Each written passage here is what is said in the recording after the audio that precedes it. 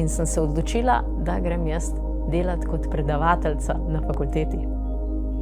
In se spomnim, kako mi je bilo, ko sem šla, imela sem pisarno v 7. nadstropju in sem šla do predavalnice vedno peš, je bila pa v 1., 2., 3., 4. nadstropju.